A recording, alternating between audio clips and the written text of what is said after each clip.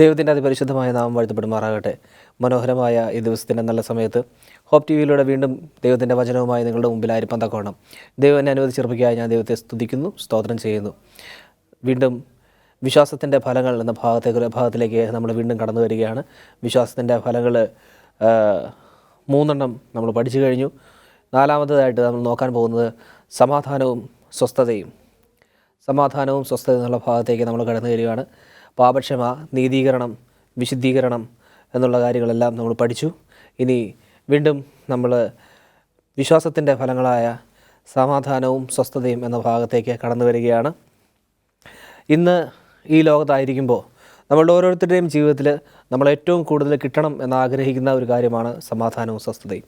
എന്നിരുന്നാൽ പോലും ഇന്ന് പല ആളുകളും പറഞ്ഞു കേൾക്കുന്നതും എല്ലാ ആളുകളും തന്നെ പറഞ്ഞു കേൾക്കുന്നതാണ് സമാധാനമില്ല, സ്വസ്ഥതയില്ല എന്നുള്ള കാര്യങ്ങൾ. എങ്ങനെയാണ് നമുക്ക് സമാധാനം ലഭിക്കുക? എങ്ങനെയാണ് നമുക്ക് സ്വസ്ഥത ലഭിക്കുക? ഏത് രീതിയിലാണ് നമ്മൾ ആ സമാധാനത്തിലേക്കും സ്വസ്ഥതയിലേക്കും എത്തിപ്പെടേണ്ടത്? യോഹന്നാൻ്റെ സുവിശേഷം 14-ാം അധ്യായം അതിൻ്റെ 27-ാമത്തെ വാക്യം. യോഹന്നാൻ്റെ സുവിശേഷം 14-ാം അധ്യായം അതിൻ്റെ 27-ാം വാക്യം. അവിടെ പ്രകാരം വായിക്കുന്നു: സമാധാനം ഞാൻ നിങ്ങൾക്ക് തന്നേച്ചു പോകുന്നു, എൻ്റെ സമാധാനം ഞാൻ നിങ്ങൾക്ക് തരുന്നു. ലോകം തരുന്നത് പോലെയല്ല ഞാൻ നിങ്ങൾക്ക് തരുന്നത്. നിങ്ങളുടെ ഹൃദയം കലങ്ങരുത്, ഭ്രമിക്കുകയും വരുത്. ഒന്നുകൂടെ വായിക്കാം. സമാധാനം ഞാൻ നിങ്ങൾക്ക് തന്നേച്ചു പോകുന്നു, എൻ്റെ സമാധാനം ഞാൻ നിങ്ങൾക്ക് തരുന്നു. ലോകം തരുന്നത് പോലെയല്ല ഞാൻ നിങ്ങൾക്ക് തരുന്നത്. നിങ്ങളുടെ ഹൃദയം കലങ്ങരുത്, ഭ്രമിക്കുകയും വരുത്. എത്ര മനോഹരമായ വാഗ്ദത്തമാണ് ദൈവം തന്നിരിക്കുന്നത്.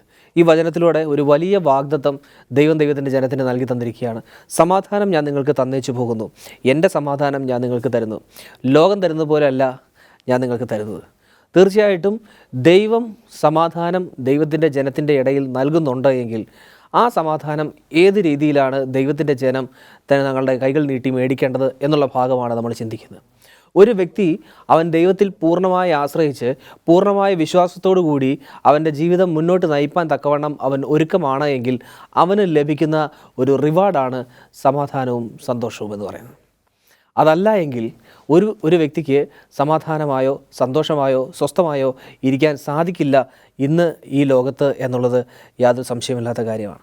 അതുകൊണ്ട് തന്നെ സമാധാനവും സ്വസ്ഥതയും സന്തോഷവും നമ്മളുടെ ജീവിതത്തിൽ വേണം എന്നുണ്ടെങ്കിൽ അത് ദൈവിക സമാധാനം ആണ് എന്നുള്ളത് വചനം വളരെ വ്യക്തമായി പറയുന്നു. ഇവിടെ പറയുന്നത് സമാധാനം ഞാൻ നിങ്ങൾക്ക് തന്നേച്ചു പോകുന്നു. കർത്താവായ യേശുക്രിസ്തു സ്വർഗ്ഗാരോഹണ സമയത്ത് ഭൂമിയിലായിരുന്ന സമയത്ത് ഭൂമിയിൽ നമുക്ക് വേണ്ടി ജീവിച്ചു, നമുക്ക് വേണ്ടി മരിച്ചു, ഉയർത്തെഴുന്നേറ്റു.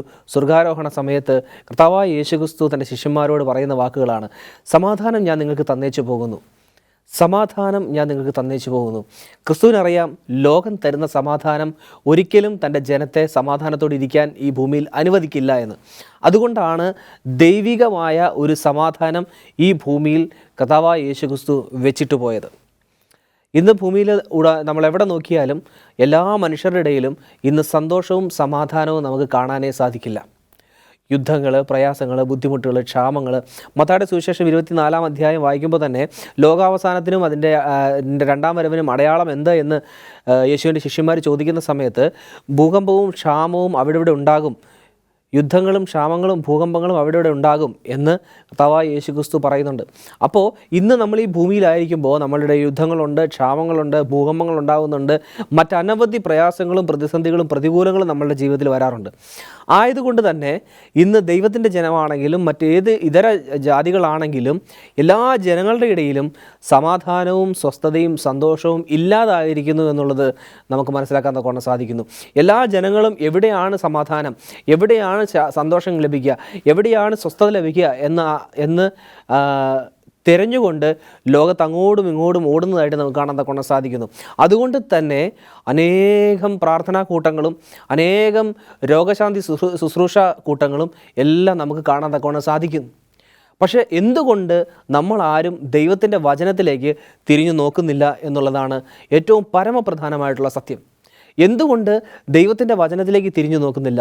ദൈവത്തിൻ്റെ വചനത്തിൽ സമാധാനത്തിനുള്ള വഴികൾ പലതും പറഞ്ഞിട്ടുണ്ട്.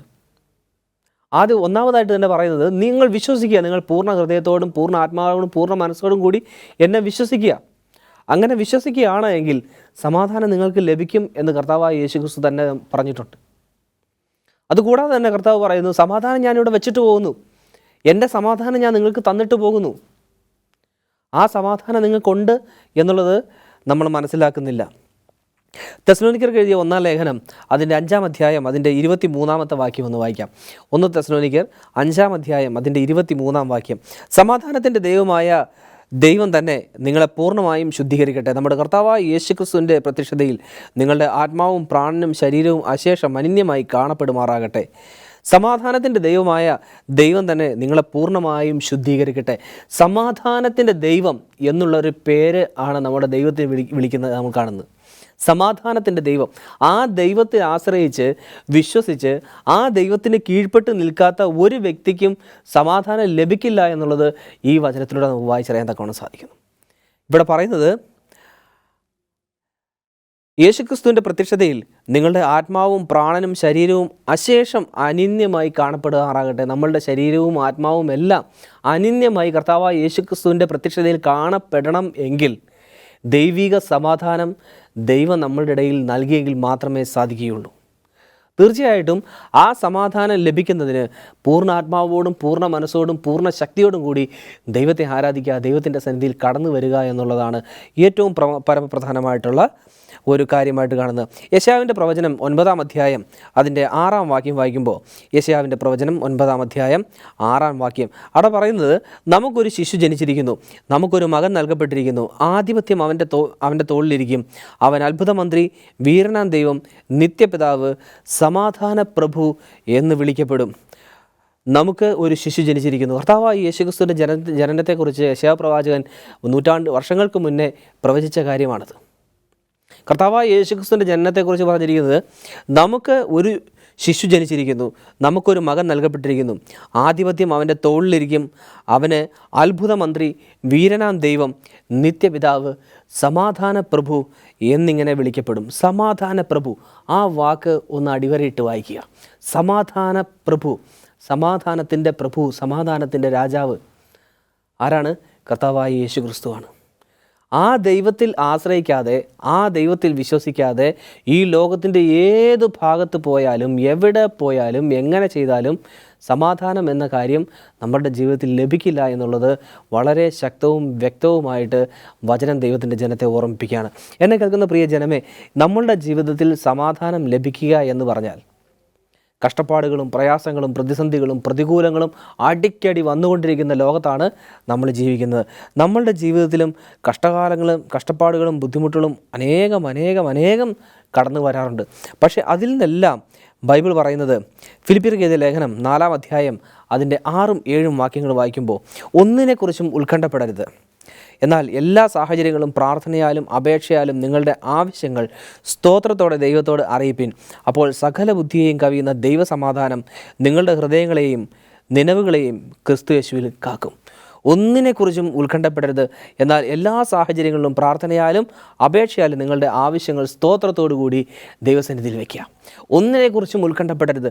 ഇന്ന് ലോകത്തേക്ക് നോക്കിയാൽ എല്ലാ ജനങ്ങളുടെ ഇടയിൽ കാണുന്നതാണ് അമിതമായിട്ടുള്ള ഉത്കണ്ഠകൾ, അമിതമായിട്ടുള്ള ആശങ്കകൾ. എന്ത് ചെയ്യണം, എങ്ങനെ ചെയ്യണം, അടുത്ത സ്റ്റെപ്പ് എന്ത് ചെയ്യണം എന്നുള്ള ഉത്കണ്ഠ, ആശങ്ക, ബുദ്ധിമുട്ട്, പ്രയാസം, ഇതെല്ലാം നമ്മൾ കണ്ടുകൊണ്ടിരിക്കുക. ഇവിടെ വചനം വളരെ വ്യക്തമായിട്ട് പറയുന്നു, ഒന്നിനെക്കുറിച്ചും ഉത്കണ്ഠപ്പെടരുത്. എന്ത് ചെയ്യരുത്? ഒന്നിനെക്കുറിച്ചും ഉത്കണ്ഠപ്പെടരുത്. എല്ലാ സാഹചര്യങ്ങളിലും എന്ത് ചെയ്യുക? പ്രാർത്ഥനയാലും സ്തോത്രത്താലും ദൈവത്തിൻ്റെ സന്നിധിയിൽ ദൈവത്തിൻ്റെ ജനം ആയിരിക്കുക എന്ന് ദൈവത്തിൻ്റെ വചനം വളരെ വ്യക്തമായിട്ട് പറയുന്നു. നിങ്ങളുടെ കഷ്ടപ്പാടുകളിൽ, പ്രയാസങ്ങളിൽ, പ്രതിസന്ധികളിൽ നിങ്ങൾക്ക് സമാധാനം ആവശ്യമാണ്. അത് ദൈവത്തിനറിയാം. അതുകൊണ്ടാണ് ദൈവം മുന്നമേ പറഞ്ഞത് എന്താണ്? എൻ്റെ സമാധാനം ഞാൻ നിങ്ങൾക്ക് തന്നേച്ചു പോകുന്നു. പക്ഷേ ആ സമാധാനം തന്നേച്ച് പോയിട്ട് നമ്മൾ ആ സമാധാനത്തെ അന്വേഷിക്കുന്നില്ല എന്നുള്ളതാണ് ഏറ്റവും പരമപ്രധാനമായിട്ടുള്ള കാര്യം. ആ സമാധാനം നമ്മൾ അന്വേഷിക്കുന്നില്ല. ആ സമാധാനം എവിടെയാണെന്ന് നമ്മൾ ചിന്തിക്കുന്നില്ല. അതെങ്ങനെ ലഭിക്കുമെന്ന് ചിന്തിക്കുന്നില്ല. നമ്മൾ ലോകപരമായിട്ടുള്ള കഷ്ടപ്പാടുകളിലും പ്രയാസങ്ങളിലും അകപ്പെട്ട് ഈ സമാധാനം അന്വേഷിക്കാൻ സാധിക്കാതെ നമ്മളുടെ മനസ്സിനെയും കണ്ണിനെയും കുരുടാക്കിയുണ്ട് പൈശാചികൻ നമ്മളെ വരിഞ്ഞു മുറുക്കിയിരിക്കുകയാണ്. ഈ വരിഞ്ഞു മുറുക്കലിനിടയിലാണ് ദൈവം പറയുന്നത്, ഒന്നിനെക്കുറിച്ചും ഉത്കണ്ഠപ്പെടരുത്, യാതൊന്നിനെക്കുറിച്ചും ആശ്ചര്യപ്പെടരുത്, ഒന്നിനെക്കുറിച്ചും പ്രയാസപ്പെടരുത്. ഒന്നിനെക്കുറിച്ചും നിങ്ങൾ എന്ത് ചെയ്യരുത്? പ്രയാസപ്പെടരുത്. എല്ലാ സാഹചര്യങ്ങളിലും നിങ്ങൾ എന്ത് ചെയ്യുക? പ്രാർത്ഥനയാലും അപേക്ഷയാലും നിങ്ങളുടെ ആവശ്യങ്ങൾ നിങ്ങളുടെ ദൈവപിതാവിനോട് സമർപ്പിക്കുക. അങ്ങനെ സമർപ്പിക്കുമ്പോൾ സകല ബുദ്ധിയെയും കവിയുന്ന ദൈവസമാധാനം നിങ്ങളുടെ ഹൃദയങ്ങളെയും നിലവുകളെയും ക്രിസ്തു യേശുവിൽ കാക്കും. അങ്ങനെയെങ്കിൽ സകല ബുദ്ധിയെയും കവിയുന്ന ദൈവസമാധാനം എന്തു ചെയ്യും? നിങ്ങളുടെ ഹൃദയങ്ങളെയും നിലവുകളെയും ക്രിസ്തയേശുവിൽ കാക്കും എന്ന് വചനം വളരെ വ്യക്തമായി പറയുന്നു. എന്തെല്ലാം പ്രയാസങ്ങൾ വന്നാലും എന്തെല്ലാം പ്രതികൂലങ്ങൾ വന്നാലും പൂർണ്ണമായിട്ടുള്ള വിശ്വാസം നമ്മളുടെ ജീവിതത്തിൽ ഉണ്ടെങ്കിൽ, ആ വിശ്വാസത്തിലാണ് നമ്മളുടെ ജീവിതം അടിയുറപ്പിച്ചിരിക്കുന്നതെങ്കിൽ, ആ വിശ്വാസത്തിലാണ് നമ്മളുടെ ജീവിതം ഊട്ടിയുറപ്പിച്ചിരിക്കുന്നതെങ്കിൽ, ആ വിശ്വാസത്തിലാണ് നമ്മളുടെ ജീവിതത്തിൻ്റെ അടിത്തറ എങ്കിൽ, തീർച്ചയായിട്ടും ക്രിസ്തയേശുവിൽ നിങ്ങളുടെ ഹൃദയങ്ങളെയും നിലവുകളെയും ക്രിസ്തയേശുവിൽ ദൈവം കാക്കും എന്നുള്ളതിന് യാതൊരു സംശയമില്ല. അവിടെയാണ് സമാധാനവും സന്തോഷവും സ്വസ്ഥതയും ആവോളം ദൈവത്തിൻ്റെ ജനം അനുഭവിക്കുന്നത്. എന്തുകൊണ്ടാണ് അപ്പോസ്തലന്മാരെല്ലാവരും ഈ കഷ്ടപ്പാടിലും പ്രയാസങ്ങളിലും പ്രതിസന്ധികളിലും എല്ലാം പതറിപ്പോകാതെ അവർ ദൈവത്തിന് വേണ്ടി നിൽക്കാൻ തക്കവണ്ണം അവർക്ക് സാധിച്ചത് എന്തുകൊണ്ടാണ്? അവർക്കുണ്ടായ കഷ്ടപ്പാടുകൾ വെച്ച് നോക്കുമ്പോൾ, അപ്പോസ്തലനായ പൗലോസിനും പത്രോസിനും ഒക്കെ ഉണ്ടായ കഷ്ടപ്പാടുകൾ വെച്ച് നോക്കുമ്പോൾ അങ്ങനെയൊന്നും നമ്മൾ ഇന്നേ വരെ അനുഭവിച്ചിട്ടില്ല എന്ന് വേണം പറയാനായിട്ട്. സുവിശേഷം അറിയിക്കുന്നതിന് വേണ്ടിയിട്ട്, ദൈവത്തിൻ്റെ നാമം ഉയർത്തിപ്പിടിക്കുന്നതിന് വേണ്ടിയിട്ട് അപ്പോസ്തലന്മാർ അനുഭവിച്ച വിഷമങ്ങളും പ്രയാസങ്ങളും കഷ്ടപ്പാടുകളും നോക്കിയാൽ അതൊന്നും ഇന്നത്തെ കാലത്ത് ദൈവത്തിൻ്റെ ജനം അനുഭവിക്കുന്നില്ല എന്ന് വേണം പറയാനായിട്ട്. പക്ഷെ എന്നിരുന്നാലും ഇന്നത്തെ കാലത്ത് സാമ്പത്തികമായിട്ടുള്ള പ്രയാസങ്ങൾ, കുടുംബപരമായിട്ടുള്ള പ്രയാസങ്ങൾ, സുഹൃത്തുക്കളിൽ നിന്നുള്ള ബുദ്ധിമുട്ടുകൾ, ഇങ്ങനെയുള്ള അനേകം പ്രയാസങ്ങളും ബുദ്ധിമുട്ടുകളും ഇന്നത്തെ ജനം അഭിമുഖീകരിക്കുന്നുണ്ട്. ആ അഭിമുഖീകരിക്കുന്നതിൽ നിന്നും ആ അപ്പോസ്തലന്മാർക്ക് അവർക്ക് രക്ഷ നേടാൻ തക്കവണ്ണം സാധിച്ചുവെങ്കിൽ, അല്ലെങ്കിൽ അവർക്ക് സമാധാനത്തോടെ ഇരിക്കാൻ സാധിച്ചുവെങ്കിൽ, എങ്ങനെയാണ് കാരാഗൃഹത്തിൽ പൗലോസ് സന്തോഷമായിട്ടിരുന്നത്? എങ്ങനെയാണ് സമാധാനമായിട്ട് കാരാഗൃഹത്തിൽ പൗലോസിന് ഇരിക്കാൻ സാധിച്ചത്? ഇടപെടാതെ പ്രാർത്ഥിച്ചുകൊണ്ടിരുന്നു. എൻ്റെ ദൈവം എൻ്റെ കൂടെ ഉണ്ട് എന്നുള്ള പൂർണ്ണ വിശ്വാസം അവനുണ്ടായിരുന്നു. സിംഹക്കുഴിയിലായിരുന്ന ദാനിയേൽ എങ്ങനെയാണ് സമാധാനത്തോടു കൂടി ഇരുന്നത്? എരിയുന്ന തീച്ചൂളയുടെ നടുവിൽ ശദ്രക്കും മേശക്കും അബേദ്നെഗോവും എങ്ങനെയാണ് സമാധാനത്തോടെ ഇരുന്നത്? എൻ്റെ ദൈവത്തിന്, ഞങ്ങൾ ആരാധിക്കുന്ന ഞങ്ങളുടെ ദൈവത്തിന് ഞങ്ങളെ രക്ഷിക്കാൻ സാധിക്കും. ഇനി അഥവാ സാധിച്ചില്ല എങ്കിൽ പോലും രാജാവ് നിർത്തിയ ബിംബത്തെ ഞങ്ങൾ നമസ്കരിക്കില്ല എന്നുള്ള ആ പൂർണ്ണമായിട്ടുള്ള വിശ്വാസം, അവരുടെ ഒരു തീരുമാനം, ഉറച്ച തീരുമാനം, ഞങ്ങൾ എൻ്റെ ദൈവത്തിന് വേണ്ടി നിൽക്കും, എൻ്റെ ദൈവത്തിൻ്റെ സന്നിധിയിൽ ഞങ്ങൾ കടന്നു വരും എന്നുള്ള അവരുടെ ഉറച്ച തീരുമാനം. ദാനിയേലും അങ്ങനെ തന്നെയായിരുന്നു. ആ തീരുമാനമാണ്, ആ വിശ്വാസമാണ് ദാനിയേലിനെ സിംഹത്തിൻ്റെ കുഴിയിൽ സമാധാനത്തോടെ ആയിരിക്കാൻ തക്കവണ്ണം സഹായിച്ചത്. ഒരു രാത്രി മുഴുവൻ സിംഹത്തിൻ്റെ മുമ്പിലിരുന്നിട്ടും സമാധാനത്തോടു കൂടി രാജാവിനോട് സംസാരിപ്പാനും, അല്ലെങ്കിൽ ആ സമാധാനത്തോടെ ആ സിംഹത്തിൻ്റെ കുഴിയിലിരിക്കാനും തക്കവണ്ണം ദാനിയേലിനെ സഹായിച്ചത് ഈ വിശ്വാസമാണ്. ഈ വിശ്വാസമുള്ളത് കൊണ്ടാണ് ശദ്രക്കും മേശക്കും അബേദ്നെഗോവും ദാനിയേലും എല്ലാം സമാധാനത്തോടു കൂടി ഇരുന്നത്. അപ്പോസ്തലനായ പൗലോസ് എങ്ങനെയാണ് കാരാഗൃഹത്തിൽ സമാധാനമായിട്ടിരുന്നത്? 2 കൈകളും 2 കാലുകളാലും ചങ്ങലയാൽ ബന്ധിക്കപ്പെട്ട് സമാധാനത്തോടു കൂടി എങ്ങനെയാണ് കാരാഗൃഹത്തിൽ ഇരിക്കാൻ സാധിച്ചത്? തൊട്ടു പിറ്റേ ദിവസം അവനെ കൊല്ലാൻ പോവുകയാണ്. എങ്ങനെ പൗലോസിന് സമാധാനമായിട്ടിരിക്കാൻ സാധിച്ചു? ഈ സ്വർഗീയ സമാധാനം അവരുടെ ജീവിതത്തിലുണ്ടായിരുന്നു. അവരുടെ ദൈവം അവരെ കാക്കും, അവരെ പരിപാലിക്കും, അവരുടെ കഷ്ടതയിൽ അവർക്ക് തുണയാകും എന്നുള്ളൊരു ഉറച്ച വിശ്വാസം അവർക്കുണ്ടായിരുന്നു. ആ വിശ്വാസമാണ് ഇന്നത്തെ ജനത്തിന്, ഇന്നത്തെ കാലഘട്ടത്തിൽ ദൈവത്തിൻ്റെ ജനത്തിന് ആവശ്യം. ഈ ഒരു വിശ്വാസമാണ് ദൈവജനത്തിൻ്റെ ഇടയിൽ നിന്ന് നഷ്ടപ്പെട്ടു പോയിക്കൊണ്ടിരിക്കുന്നത്. കൊലോസ്യർക്ക് എഴുതിയ ലേഖനം 3-ാം അധ്യായം അതിൻ്റെ 14-15 വാക്യങ്ങൾ. കൊലോസ്യർക്ക് എഴുതിയ ലേഖനം 3-ാം അധ്യായം അതിൻ്റെ 14-15 വാക്യങ്ങൾ. അവിടെ ഇപ്രകാരം പറയുന്നു: എല്ലാത്തിനും മീതെ പൂർണ്ണതയുടെ ബന്ധമായ സ്നേഹം ധരിപ്പീൻ, ദൈവസമാധാനം നിങ്ങളുടെ ഹൃദയത്തിൽ വാഴട്ടെ. എല്ലാത്തിനും മീതെ പൂർണ്ണതയുടെ ബന്ധമായ സ്നേഹം ധരിപ്പീൻ. വിശ്വസിക്കുക, ദൈവത്തെ സ്നേഹിക്കുക, പരസ്പരം സ്നേഹിക്കുക, നമ്മൾ പരസ്പരം സഹോദരന്മാരായി സ്നേഹത്തോടു കൂടിയിരിക്കുക. തീർച്ചയായിട്ടും ദൈവം നമ്മളെ ധാരാളമായിട്ട് അനുഗ്രഹിക്കും. സന്തോഷവും സമാധാനവും ശാന്തിയും സ്വസ്ഥതയും എല്ലാം നൽകി തന്ന് ദൈവം നമ്മളെ അനുഗ്രഹിക്കും. അപ്പോസ്തലനായ പൗലോസ് കാരാഗൃഹത്തിലായിരുന്നതുപോലെ, ദാനിയേൽ സിംഹത്തിൻ്റെ കുഴിയിലായിരുന്ന പോലെ, സിംഹത്തിൻ്റെ കുഴിയിൽ ഒരു രാത്രി മുഴുവൻ ദാനിയേൽ കിടന്നതിന് ശേഷം രാജാവ് പേടിച്ചോടി വെപ്രാളപ്പെട്ട് വരുമ്പോൾ വന്ന് ചോദിക്കുകയാണ്, അത്യുന്നത ദൈവത്തിൻ്റെ ദാസനായ ദാനിയേലേ എന്ന് വിളിക്കുമ്പോൾ ദാനിയേൽ സമാധാനത്തോടു കൂടി ഉത്തരം പറയുന്നു: രാജാവ് ദീർഘായുസ്സായിരിക്കട്ടെ. അത്യുന്നത ദൈവത്തിൻ്റെ ദാസനായ ദാനിയേലേ, നീ ഇടപെടാതെ സേവിച്ചു പോരുന്ന നിൻ്റെ ദൈവം സിംഹങ്ങളുടെ കുഴിയിൽ നിന്ന് നിന്നെ രക്ഷിപ്പാൻ പ്രാപ്തനായോ എന്ന് രാജാവ് ചോദിക്കുമ്പോൾ വളരെ സമാധാനത്തോടും സന്തോഷത്തോടും കൂടി ദാനിയേൽ പറയുകയാണ്. എന്താ പറയുന്നത്? രാജാവ് ദീർഘായുസ്സായിട്ടിരിക്കട്ടെ. സിംഹങ്ങൾ എനിക്ക് കേടുവരുത്താതിരിക്കേണ്ടതിന് ദൈവം തൻ്റെ ദൂതനെ അയച്ച് സിംഹത്തിൻ്റെ വായ അടച്ചു കളഞ്ഞു. ആമേൻ, സ്തോത്രം. ദൈവം തൻ്റെ ദൂതനെ അയച്ച് സിംഹത്തിൻ്റെ വായ അടച്ചു കളഞ്ഞു. ഞാൻ ദൈവത്തിൻ്റെ മുമ്പിൽ തെറ്റുകാരനല്ല, രാജാവേ അങ്ങയുടെ മുമ്പിലും ഞാൻ തെറ്റൊന്നും ചെയ്തിട്ടില്ല. അത്ര സമാധാനത്തോടു കൂടി ദാനിയേലിന് രാജാവിനോട് സംസാരിക്കാൻ സാധിച്ചുവെങ്കിൽ അന്ന് രാത്രികാലം മുഴുവൻ, ഒരു രാത്രി മുഴുവൻ ദാനിയേൽ സിംഹത്തിൻ്റെ കുഴിയിൽ അനുഭവിച്ച സമാധാനം എന്തുമാത്രമായിരിക്കും. ഒരു വലിയ വന്യജീവി, ഒരു വന്യമൃഗം തന്നെ തിന്നുവാനും അല്ലെങ്കിൽ തൻ്റെ മുഖത്തേക്ക് നോക്കി ഒരു രാത്രി മുഴുവൻ ഇരിക്കുന്ന ഒരു സാഹചര്യം ഒന്ന് ചിന്തിച്ചു നോക്കുക. ഒരു കൂടില്ല, ബന്ധനങ്ങളില്ല, ഒന്നുമില്ലാതെ ആ ഒരു സിംഹം തൻ്റെ മുഖത്തേക്ക് നോക്കിയിരിക്കുന്ന ആ രാത്രി മുഴുവൻ സമാധാനത്തോടു കൂടി ആ സിംഹത്തിൻ്റെ മുമ്പിലായിരിക്കാൻ തക്കവണ്ണം ദാനിയേലിന് സാധിച്ചുവെങ്കിൽ ഇത്രത്തോളം ദൈവികമായ സമാധാനമായിരിക്കണം ദാനിയേൽ അന്നവിടെ അനുഭവിച്ചിട്ടുണ്ടാകുക. 2 കൈകളും 2 കാലുകളും ബന്ധിക്കപ്പെട്ട് എരിയുന്ന തീച്ചൂളയിലേക്ക് എറിയപ്പെട്ട ശദ്രക്കിൻ്റെയും മേശക്കിൻ്റെയും അബേദ്നെഗോവിൻ്റെയും അവസ്ഥയൊന്ന് ആലോചിച്ച് നോക്കാം. ആ കരിഞ്ഞു പോകുന്ന, എറിയാൻ കൊണ്ടുവന്ന പടയാളികൾ പോലും കരിഞ്ഞു പോകുന്നത്രോ തീവ്രതയിലുള്ള ആ തീയുടെ ഉള്ളിലേക്ക് ആ വീഴപ്പെട്ടപ്പോൾ അവർക്ക് സമാധാനത്തോടു കൂടി നിൽക്കാൻ സാധിച്ചുവെങ്കിൽ തീർച്ചയായിട്ടും ആ സമാധാനത്തിൻ്റെ ദൈവം അവരോട് കൂടെ ഉണ്ടായിരുന്നു. ആ വിശ്വാസമാണ് ഇന്ന് ദൈവത്തിൻ്റെ ജനമായിരിക്കുന്ന നമുക്ക് ഓരോരുത്തർക്കും ആവശ്യമായിട്ടുള്ളത്. ഇന്ന് പ്രശ്നങ്ങളും പ്രയാസങ്ങളും പ്രതിസന്ധികളും അടിക്കടി നമ്മുടെ ജീവിതത്തിൽ വന്നുകൊണ്ടിരിക്കുന്നു എന്ന് നമ്മൾ അവകാശപ്പെടുന്നുവെങ്കിൽ ആ സമാധാനം നമുക്ക് കിട്ടുന്നില്ല എങ്കിൽ അവരുടേതായ പിതാക്കന്മാരുടേതായ വിശ്വാസം നമ്മളുടെ ജീവിതത്തിൽ ഇല്ല എന്ന് വേണം നമ്മൾ മനസ്സിലാക്കുന്നതിനായിട്ട്. പ്രശ്നങ്ങളും പ്രയാസങ്ങളും അടിക്കടി തിരമാലകൾ പോലെ നമ്മളുടെ ജീവിതത്തിൽ വരും. നമ്മളെപ്പോഴും പറയും ഇത് കഴിയട്ടെ, ഇത് കഴിയട്ടെ, ഇത് കഴിഞ്ഞ് ദൈവത്തിലേക്ക് വരാം. സാധിക്കത്തില്ല. നമ്മൾ കടലിൻ്റെ മുമ്പിൽ ചെന്ന് തിരമാല ഒന്ന് കഴിഞ്ഞ് അടുത്ത തിരമാല വരുന്നതിന് മുന്നേ കടലിലേക്ക് ഇറങ്ങാം എന്ന് ചിന്തിച്ചാൽ ഇറങ്ങാൻ സാധിക്കില്ല. തിരമാലകൾ അടിക്കടി മുന്നോട്ട് വന്നുകൊണ്ടേയിരിക്കും. അതുപോലെ നമ്മളുടെ ജീവിതത്തിലും പ്രയാസങ്ങൾ അടിക്കടി മുന്നോട്ട് വന്നുകൊണ്ടേയിരിക്കും. പക്ഷേ ദൈവം പറയുന്നത് ഈ കഷ്ടപ്പാടുകളിലൊന്നും നിങ്ങൾ എന്ത് ചെയ്യരുത്, പതറിപ്പോകരുത്. എപ്പോഴും പ്രാർത്ഥനയോടുകൂടി ദൈവത്തിൻ്റെ സന്നിധിയിലായിരിക്കുക. പൂർണ്ണമായിട്ടുള്ള വിശ്വാസത്തോടു കൂടി ഞാൻ നിങ്ങളെ ശക്തീകരിക്കും എന്നുള്ള വിശ്വാസത്തോടു കൂടി നമ്മൾ എന്ത് ചെയ്യുക, മുന്നോട്ട് പോകാൻ തക്കവണ്ണം ഒരുക്കമായിരിക്കുക. അപ്പോൾ വിശ്വാസത്തിൻ്റെ ഫലമായ സമാധാനവും സ്വസ്ഥതയും നമ്മളുടെ ജീവിതത്തിൽ ആവോളം നമുക്ക് അനുഭവിക്കണമെങ്കിൽ പ്രാർത്ഥനയോടും വിശ്വാസത്തോടും കൂടി ദൈവത്തിൻ്റെ പാദത്തിന് കീഴിൽ അനുസരണയോടുകൂടി ഇരിക്കാൻ നമ്മൾ ശീലിക്കുക. ഇന്ന് പകൽക്കാലം എന്നെ കേൾക്കുന്ന ദൈവത്തിൻ്റെ ജനമേ, ഇന്ന് നമ്മൾ മനസ്സിലാക്കേണ്ട കാര്യം, നിങ്ങൾ കേൾക്കുമ്പോൾ ഇന്ന് നിങ്ങൾ ശീലിക്കേണ്ടതായിട്ടുള്ള കാര്യം, ദൈവത്തിൻ്റെ പാദത്തിങ്കൽ ഇരിക്കാൻ തക്കവണ്ണം ഇതുവരെയും ജീവിതത്തിൽ ശീലിച്ചിട്ടില്ല എങ്കിൽ ഇന്നു മുതൽ, ഇപ്പോൾ മുതൽ ശീലിച്ചു തുടങ്ങുക. കാരണം ഇതാകുന്നു സുപ്രസാദകാലം, ഇപ്പോഴാകുന്നു രക്ഷാ ദിവസം. അതുകൊണ്ട് ശീലിച്ചു തുടങ്ങുക, ദൈവത്തിൻ്റെ പാദത്തിലിരിക്കാൻ ശീലിച്ചു തുടങ്ങുക. അങ്ങനെ ശീലിക്കുമ്പോൾ എന്തു ചെയ്യും, യാതൊരുവിധ പ്രയാസങ്ങളോ പ്രതിസന്ധികളോ ബുദ്ധിമുട്ടുകളോ പ്രതികൂലങ്ങളോ നമ്മളെ ഒന്നും ചെയ്യാൻ തക്കവണ്ണം സാധിക്കില്ല എന്നുള്ളത് നമുക്ക് കാണാൻ തക്കവണ്ണം സാധിക്കുന്നു. ശദ്രക്കിനെയും മേശക്കിനെയും അബേദ്നെഗോവിനെയും എരിയുന്ന തീച്ചൂളയിൽ കാത്ത അതേ ദൈവത്തെ തന്നെയാണ് നമ്മളിപ്പോഴും ആരാധിക്കുന്നത്. ദാനിയേലിനെ സിംഹക്കുഴിയിൽ കാത്ത അതേ ദൈവത്തെ തന്നെയാണ് നമ്മളിന്നും ആരാധിക്കുന്നത്. അതുകൊണ്ട് തീർച്ചയായിട്ടും നമ്മളുടെ പ്രയാസങ്ങളിലും നമ്മളുടെ കഷ്ടപ്പാടുകളിലും നമ്മളെ താങ്ങാൻ തക്കവണ്ണം ഈ ദൈവത്തിന് സാധിക്കും എന്നുള്ളതിന് യാതൊരു സംശയവുമില്ല. തീർച്ചയായിട്ടും സന്തോഷവും സമാധാനം നമ്മളുടെ ജീവിതത്തിൽ ആവോളം നൽകി തരുവാൻ ഈ ദൈവത്തിന് സാധിക്കും എന്നുള്ളത് യാതൊരു സംശയവുമില്ല. എബ്രായർക്ക് എഴുതിയ ലേഖനം 12-ാം അധ്യായം അതിൻ്റെ 11-ാമത്തെ വാക്യം. എബ്രായർക്ക് എഴുതിയ ലേഖനം 12-ാം അധ്യായം അതിൻ്റെ 11-ാമത്തെ വാക്യം.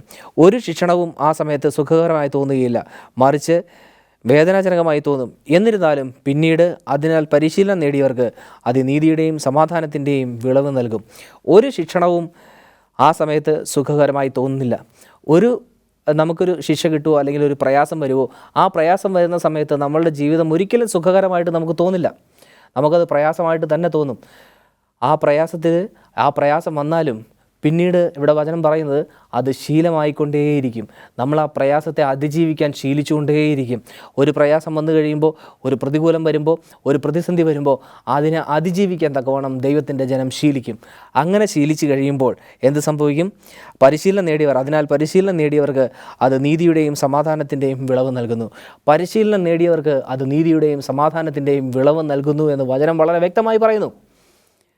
ആ പ്രശ്നങ്ങളിൽ പതറാതെ അതിനെ കീഴ്പ്പെടുത്താൻ തക്കവണ്ണം, അതിനെ തരണം ചെയ്യാൻ തക്കവണ്ണം പരിശീലനം നേടിയവർക്ക് എന്ത് സാധിക്കും? നീതിയുടെയും സമാധാനത്തിൻ്റെയും വിളവ് ലഭിക്കും. ആ പരിശീലനം ലഭിച്ചവരായിരുന്നു നമ്മുടെ പൂർവ്വപിതാക്കന്മാരെല്ലാവരും തന്നെ. എന്തെല്ലാം പ്രതികൂലങ്ങൾ അവരുടെ മുമ്പിൽ വന്നാലും ആ പ്രതികൂലങ്ങളെയും പ്രയാസങ്ങളെയും പ്രതിസന്ധികളെയും എല്ലാം സമാധാനത്തോടു കൂടി മറികടക്കാൻ തക്കവണ്ണം അവർ പരിശീലിച്ചു. പരിശീലിച്ചത് കൊണ്ടാണ് ഇന്ന് ദൈവത്തിൻ്റെ ആ നിത്യസുവിശേഷം അറിഞ്ഞുകൊണ്ട്, ഇന്ന് ദൈവത്തിൻ്റെ വചനം എടുത്തുകൊണ്ട് എനിക്കിവിടെ നിൽക്കാൻ സാധിച്ചതും എന്നെ നിങ്ങൾക്ക് കേൾക്കാനായിട്ട് സാധിച്ചതും. അതുകൊണ്ട് ആ സമാധാനമാണ് നമുക്ക് ഇന്നത്തെ കാലത്ത് ആവശ്യം. ആ ദൈവിക സമാധാനമാണ് ദൈവത്തിൻ്റെ ജനത്തിന് ആവശ്യം. ആ ദൈവിക സമാധാനം നമ്മൾക്ക് നേടിയെടുക്കാൻ തക്കവണ്ണം എന്ത് ചെയ്യാൻ സാധിക്കും? പൂർണ്ണമായിട്ട് ദൈവസന്നിധിയിൽ നമ്മളെ തന്നെ സമർപ്പിക്കുക. ദൈവത്തെ പൂർണ്ണമായും പൂർണ്ണാത്മാവോടും പൂർണ്ണ മനസ്സോടും കൂടി ആരാധിക്കുക, വിശ്വസിക്കുക ദൈവത്തിൽ. അതോടൊപ്പം തന്നെ ദൈവം ഏകരക്ഷിതാവാണ്, ദൈവമാണ് നമ്മളുടെ കർത്താവ് എന്ന് പൂർണ്ണമായും വിശ്വസിക്കുക. ആ വിശ്വാസത്തിലൂടെ സന്തോഷവും സമാധാനവും നമുക്ക് നേടിയെടുക്കാൻ തക്കവണ്ണം സാധിക്കും. യോഹന്നാൻ്റെ സുവിശേഷം 14:27 ഞാൻ ആദ്യം വായിച്ച വാക്യം ഒന്നുകൂടെ പറയാൻ തക്കവണ്ണം ആഗ്രഹിക്കുന്നു. എൻ്റെ സമാധാനം ഞാൻ നിങ്ങൾക്ക് തന്നേച്ചു പോകുന്നു, എൻ്റെ സമാധാനം ഞാൻ നിങ്ങൾക്ക് തരുന്നു, ലോകം തരുന്നത് പോലെയല്ല. ലോകം തരുന്ന സമാധാനമല്ല ദൈവം നമുക്ക് തരുന്നത്. ലോകത്ത് നമുക്ക് അനേകർ സമാധാനം നൽകാനായിട്ട് ശ്രമിക്കും. സാമ്പത്തികമായിട്ട് നമ്മളെ സഹായിക്കുന്നവരുണ്ട്. അതുപോലെ നമ്മുടെ പ്രതികൂലങ്ങളിൽ നമ്മുടെ കൂടെ ഇരിക്കുന്നവരുണ്ട്. നമുക്ക് വേണ്ടി പ്രാർത്ഥിക്കുന്നവരുണ്ട്. അവരിലൂടെ എല്ലാം നമുക്ക് സമാധാനം ലഭിക്കും. പക്ഷേ ദൈവം നൽകുന്ന സമാധാനം ഈ ലോകത്തിന് തരാൻ സാധിക്കില്ല. പ്രിയ ദൈവത്തിൻ്റെ ജനമേ, ദൈവം നൽകി തരുന്ന സമാധാനം ഈ ലോകത്ത് ഒരു വ്യക്തിക്കും നൽകി തരാനായിട്ട് സാധിക്കില്ല എന്നുള്ളത് ദൈവത്തിൻ്റെ വചനം പറയുന്നു. ആ സമാധാനം നിങ്ങൾക്ക് ലഭിക്കണം എങ്കിൽ ഇന്നു മുതൽ ദൈവത്തിൻ്റെ പാദത്തിൽ ഇരുന്നു കൊണ്ട് ദൈവത്തെ പഠിക്കാൻ, ദൈവത്തെ അനുസരിക്കാൻ, ദൈവത്തെ വിശ്വസിക്കാൻ ശീലിച്ചു തുടങ്ങുക. ഇതേവരെ ജീവിതത്തിൽ അങ്ങനെ ഒരു തീരുമാനം ഉണ്ടായിട്ടില്ല എങ്കിൽ എന്നെ കേൾക്കുന്ന ഈ നിമിഷം മുതൽ നിങ്ങളൊരു തീരുമാനമെടുക്കുക. എന്നെ കേൾക്കുന്ന, എൻ്റെ ഈ വചനം കേൾക്കുന്ന ഈ നിമിഷം മുതൽ നിങ്ങളൊരു തീരുമാനമെടുക്കുക. ഞാൻ എൻ്റെ ദൈവത്തിൻ്റെ പാദത്തിങ്കൽ എൻ്റെ ജീവനെ സമർപ്പിക്കും. ശദ്രക്കും മേശക്കും അബേദ്നെഗോവും ദാനിയേലും പൗലോസും പത്രോസും എല്ലാം ദൈവത്തിന് മുമ്പിൽ സമർപ്പിച്ചതുപോലെ, ദൈവത്തെ പൂർണ്ണമായി വിശ്വസിച്ചതുപോലെ എൻ്റെ ജീവിതത്തിൽ ഇന്നു മുതൽ ഞാൻ എൻ്റെ ദൈവത്തെ പൂർണ്ണമായി വിശ്വസിക്കും. എൻ്റെ ദൈവത്തിൻ്റെ സന്നിധിയിൽ ഞാൻ പൂർണ്ണമായി ദൈവത്തെ ആരാധിക്കും. എൻ്റെ ജീവിതത്തെ ഞാൻ പൂർണ്ണമായും ദൈവത്തിൻ്റെ കാൽ കീഴിൽ വയ്ക്കും എന്ന് ഒരു ഉറച്ച തീരുമാനം ഇന്നു മുതൽ എടുക്കുക. അങ്ങനെയെങ്കിൽ തീർച്ചയായിട്ടും ആ ദൈവിക സമാധാനം അനുഭവിക്കാൻ തക്കവണ്ണം എനിക്ക് നിങ്ങൾക്കും സാധിക്കുമെന്നുള്ളതിന് യാതൊരു സംശയവുമില്ല. തീർച്ചയായിട്ടും ദൈവം വെച്ചിട്ട് പോയ സമാധാനം നമുക്ക് നേടിയെടുക്കാനും നമുക്ക് കണ്ടെത്താനും സാധിക്കുമെന്നുള്ളതിൽ യാതൊരു സംശയവുമില്ല. അതുകൊണ്ട് പൂർണ്ണമായി ദൈവത്തിൽ വിശ്വസിക്കുക. ആ ദൈവം തന്നെയാണ്, സമാധാനത്തിൻ്റെ ദൈവം തന്നെ നിങ്ങളെ അനുഗ്രഹിക്കുമാറാകട്ടെ എന്ന് പറയുന്നത്. സമാധാനത്തിൻ്റെ ദൈവം തന്നെ നിങ്ങളെ അനുഗ്രഹിക്കുമാറാകട്ടെ എന്ന് പറയുന്നത്. തീർച്ചയായിട്ടും ആ ദൈവം നിങ്ങളെ അനുഗ്രഹിക്കും, അതിന് യാതൊരു സംശയവുമില്ല. എന്തെല്ലാം പ്രയാസങ്ങളും പ്രതികൂലങ്ങളും കഷ്ടപ്പാടുകളും നമ്മുടെ ജീവിതത്തിൽ അടിക്കടി വന്നാലും ആ കഷ്ടപ്പാടുകളെയും പ്രയാസങ്ങളെയും പ്രതിസന്ധികളെയും എല്ലാം തരണം ചെയ്യാൻ തക്കവണ്ണം നമ്മളുടെ ജീവിതത്തിൽ എപ്പോഴും കഷ്ടപ്പാടുകൾ കൊണ്ടുവരുന്നത് പിശാചാണ്. പൈശാചികൻ നമ്മളെ വരിഞ്ഞു മുറുക്കി ആ ദൈവത്തിൽ നിന്ന് അകറ്റി കളയാൻ തക്കവണ്ണം ആദാമിനോടും ഹവ്വയോടും ചെയ്ത അതേ കാര്യം തന്നെ നമ്മളോടും ചെയ്തുകൊണ്ടിരിക്കുകയാണ്. ദൈവം ആദാമിനെ ഹവ്വയെയും അത്രത്തോളം സ്നേഹിച്ചു, അത്രത്തോളം പരിപാലിച്ചു, അവരെ ഏദൻ തോട്ടത്തിൽ ആക്കി വെച്ചു. എന്നിട്ട് പോലും പൈശാചികൻ വളരെ സൂക്ഷ്മതയോടുകൂടി അല്ലെങ്കിൽ വളരെ കണ്ണിങ്ങായിട്ട് അവരെ തെറ്റിച്ച് കളഞ്ഞു എന്നുള്ളത് നമുക്ക് മനസ്സിലാക്കാൻ തക്കവണ്ണം സാധിക്കുന്നു. ദൈവത്തിൽ നിന്ന് അവരെ അകറ്റി കളഞ്ഞു എന്ന് നമുക്ക് മനസ്സിലാക്കാൻ തക്കവണ്ണം സാധിക്കുന്നു. അതുപോലെ ഇന്നും ദൈവത്തിൻ്റെ ജനത്തെ ദൈവത്തിൽ നിന്ന് അകറ്റി കളയാൻ വേണ്ടി അവൻ അതിശക്തമായി അതീവ ശക്തിയോടുകൂടി അവൻ പ്രവർത്തിച്ചുകൊണ്ടിരിക്കുകയാണ്. അപ്പോൾ ആ പൈശാചികൻ്റെ മുമ്പിൽ നമുക്ക് ജയിക്കണമെങ്കിൽ കഷ്ടപ്പാടുകളിലും പ്രതിസന്ധികളിലും പ്രതികൂലങ്ങളും അടിക്കടി വരുമ്പോൾ അതിനെല്ലാം ദൈവനാമത്തിൽ തരണം ചെയ്യാൻ തക്കവണ്ണം ദൈവത്തിൻ്റെ ജനം ശീലമാക്കണം. അപ്പോസ്തലനായ പൗലോസ് ശീലമാക്കിയതുപോലെ, ശദ്രക്കും മേശക്കും അബേദ്നെഗോവും ശീലമാക്കിയതുപോലെ, ദാനിയേൽ ശീലമാക്കിയതുപോലെ അതിനെല്ലാം തരണം ചെയ്യാൻ തക്കവണ്ണം ദൈവത്തിൻ്റെ ജനം ശീലമാക്കണം. അങ്ങനെ ശീലമാക്കി ദൈവത്തിൻ്റെ സന്നിധിയിൽ നമ്മളെ തന്നെ സമർപ്പിക്കാൻ നമ്മൾ ഒരുക്കമാണ് എങ്കിൽ ആ വലിയവനായ ദൈവം നമ്മളെ അനുഗ്രഹിക്കാനും നമ്മളെ വിടുവിക്കാനും തക്കവണ്ണം ഒരുക്കമാണ്. അതുപോലെ ശാന്തിയും സമാധാനവും സന്തോഷവും നമ്മളുടെ ജീവിതത്തിൽ ആവോളം നൽകി തരുവാൻ തക്കവണ്ണം ദൈവം ഒരുക്കമാണ്. അതുകൊണ്ട് ഇതുവരെയും നിങ്ങളുടെ ജീവിതത്തെ പുതുക്കിയിട്ടില്ല എങ്കിൽ ഇന്ന് ഈ വചനം കേൾക്കുന്ന സമയം മുതൽ ദൈവത്തിൻ്റെ സന്നിധിയിൽ നമ്മുടെ ജീവിതങ്ങളെ സമർപ്പിക്കാം. ദൈവം നമ്മളെ അനുഗ്രഹിക്കുമാറാകട്ടെ. ആമേൻ.